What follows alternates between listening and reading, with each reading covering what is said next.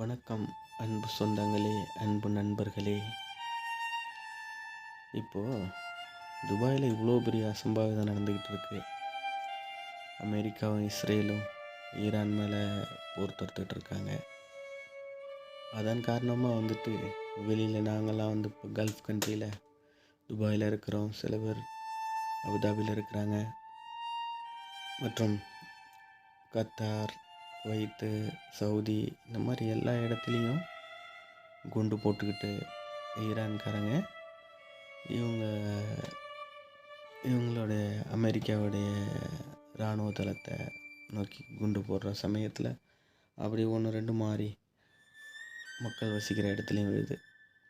அதெல்லாரும் பதட்டப்பட்டு ஊர்லேருந்து எப்பா நம்ம ஃப்ரெண்ட்ஸ் இருக்காங்க, நம்ம சொந்தக்காரங்க இருக்காங்கன்னு எல்லோரும் பதறி போய் ஃபோன் பண்ணி எல்லாம் என்ன நீ சேஃபான்னு கேட்கும்போது அது நல்லா இருந்துச்சு.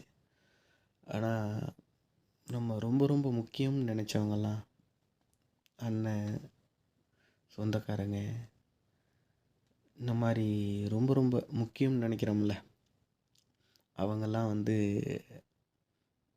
நமக்கு இது வரைக்கும் எதுவும் அதை பற்றி கேட்கல.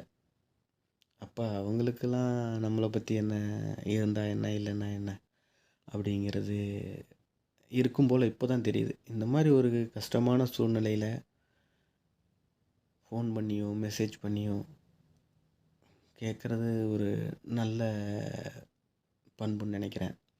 அப்படி என்கிட்ட கேட்ட அனைத்து நல்ல உள்ளங்களுக்கும் நன்றி.